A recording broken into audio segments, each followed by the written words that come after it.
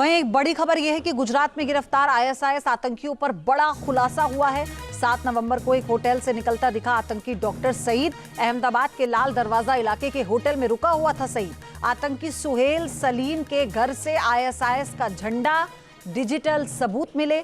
आतंकी देश में बड़ी घटना को अंजाम देने की प्लानिंग कर रहे थे।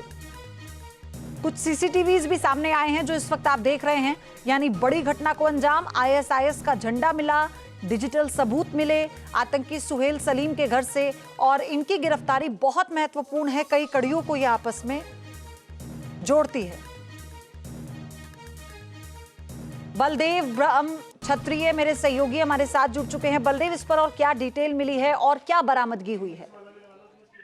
जी, अभी गुजरात एटीएस को पूछताछ में, आतंकियों की जो पूछताछ चल रही थी, रिमांड मिले थे, उसमें पता चला है कि ये लोग हैं जो बड़ी घटना को अंजाम देने वाले थे। इनके मंसूबे बहुत खतरनाक थे, क्योंकि आईएसआईएस के उनके घर पे जो तपास के दौरान जो जांच चल रही थी, उस दौरान उनके घर से जो विवादित जो डॉक्यूमेंट मिले हैं, साथ में मोबाइल में उनकी और जो शपथ वाली जो ऑडियो क्लिप मिली है, और उसके साथ जो आईएसआईएस के झंडे मिले, आईएसकेपी के साथ उसके जो नाते हैं वो भी मिले हैं। ये जो होटल है, जो ओल्ड सिटी, जो लाल दरवाजा इलाका है, वहां पे ये ग्रांड एम्बेसी में ये 7 तारीख को रुका था, और जो उसके जो सीसीटीवी फुटेज है वो पुलिस ने भी बरामद किए हैं। और आप देख सकते हो कि पुलिस को बड़ी सफलता मिली है। इनके मंसूबे बहुत खतरनाक थे, और इसकी जो फनक है, उसकी जो शहीद की जो पत्नी है उसको भी लग गई थी। 2 महीने पहले वो उसको छोड़ के चली गई थी, क्योंकि इसके मंसूबे बहुत खतरनाक थे और वो उसमें शामिल नहीं होना चाहती थी।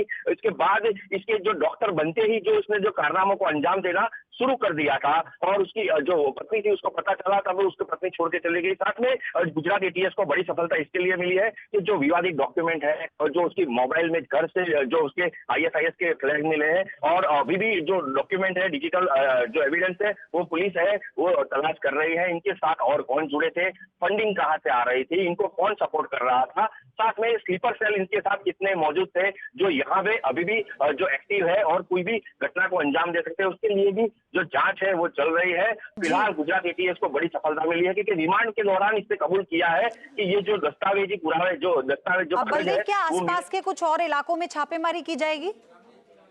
जी हाँ, एटीएस की जांच चल रही है, उसमें पता चल रहा है जिस तरह से उनको जो क्लू मिल रहा है, उस तरह से उनकी जो गतिविधियां है वो भी तेज हो गई है, और दूसरी जो एजेंसियां है वो भी इसमें जुड़ चुकी है, और अभी भी तफ्तीश है वो चल रही है कि इनके साथ जो थे जिनको इन्होंने छुपा के रखा था, जैसे गोल्ड सिटी एक जो पॉपुलर इलाका है, और वहां पे और जानकारी लेंगे आपका, लेकिन धन्यवाद सारी जानकारी के लिए। ये एक बड़ी सफलता है। 2 आतंकियों की जो गिरफ्तारी है, इससे कई और लोगों के तार जुड़े हुए हैं। अगली बड़ी खबर है दिल्ली धमाकों से जुड़ी।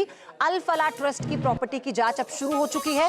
जिन संपत्तियों की जांच हो रही है उसमें शारजाह की 2 प्रॉपर्टी हैं, और अब तक की जांच में ट्रस्ट के 11 बैंक खातों में 15 करोड़ मिले हैं। जांच में सामने आया ट्रस्ट को विदेशों से भी रकम मिल रही थी।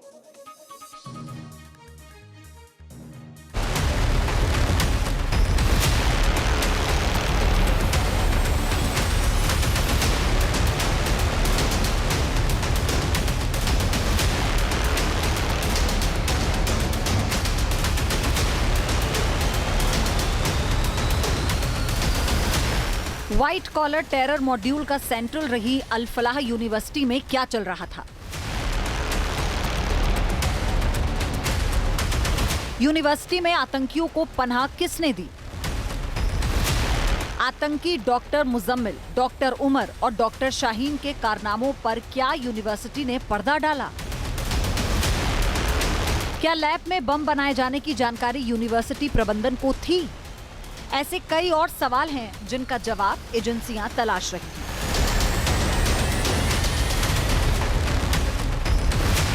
दिल्ली धमाके से पहले ही अल फलाह यूनिवर्सिटी में चल रहे डॉक्टर टेरर मॉड्यूल का खुलासा हो चुका था।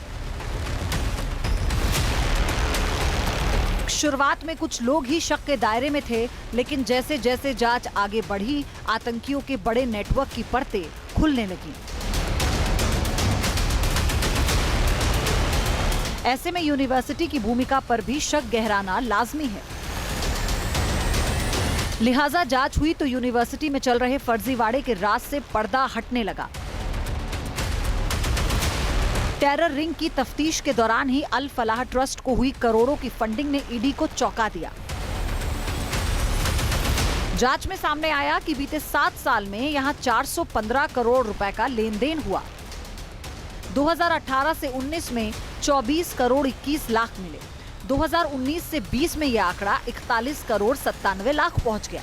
2020 से 21 में यूनिवर्सिटी की इनकम 55 करोड़ 49 लाख रुपए रही, जबकि 2021 से 22 में 55 करोड़ 15 लाख रुपए की रकम मिली।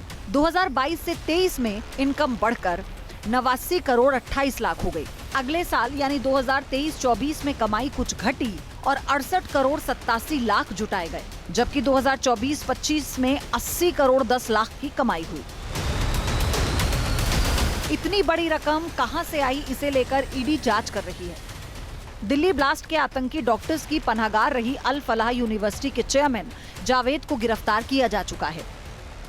Prevention of money laundering act के बाद अब अल फलाह यूनिवर्सिटी के लिए फेमा यानी फॉरेन एक्सचेंज मैनेजमेंट एक्ट की तलवार भी लटकती हुई नजर आ रही है, क्योंकि इस यूनिवर्सिटी के सीधे कनेक्शन अब मिले हैं दुबई के साथ। दुबई के एक इंटीरियर डिजाइनर के साथ इसके कनेक्शन मिले हैं, जो ट्रस्ट की गवर्निंग बॉडी का सदस्य भी था। और इसके बाद कई सवाल अब खड़े हो गए, जिसके जवाब अब ईडी के द्वारा तलाशे जा रहे हैं। ईडी मुख्यालय में वो तमाम दस्तावेज मौजूद हैं जिन दस्तावेजों की अब स्क्रूटनी की जा रही है, खासतौर पर सिद्दीकी की, जो ईडी के पास फिलहाल जांच के रूप में गिरफ्तार हो चुके हैं, उसको लेकर की अल फलाह यूनिवर्सिटी में जांच के दौरान इनका दुबई कनेक्शन भी सामने आया। यूनिवर्सिटी की गवर्निंग बॉडी में दुबई के रहने वाले ओसामा अख्तर का नाम भी आया। उसामा का इंटीरियर फिटिंग और टेक्निकल बिजनेस है। एजेंसियां जांच कर रही हैं कि क्या दुबई से लेन देन या नेटवर्किंग के जरिए भारत में कुछ गतिविधियां चलाई गईं। किस तरीके से फंड ट्रांसफर किए गए, क्या ट्यूशन फी के 415 करोड़ रुपए इंडिया से दुबई भेजे गए, या दुबई से पैसा फेमा के अंतर्गत भारत पहुंचा था और उसका आधार क्या था। ओवर बिलिंग भी हो सकती है, क्योंकि उस्मान की बात करें इंटीरियर डिजाइनर है, तो क्या ओवर प्राइसिंग की गई थी, एक्स्ट्रा कटआउट्स दिए गए थे और उसी ओवर बिलिंग के आधार पर पैसा भारत लेकर आया गया। दूसरा सवाल यह है कि क्रिप्टो करेंसी तो इस्तेमाल नहीं हुई। तीसरा सवाल यह है कि कहीं हवाले का इस्तेमाल तो नहीं गया। चौथा सवाल यह है कि वो जो फंडिंग है वो सिर्फ मनी ट्रेल है या फिर टेरर फंडिंग का नेटवर्क भी हो सकता है।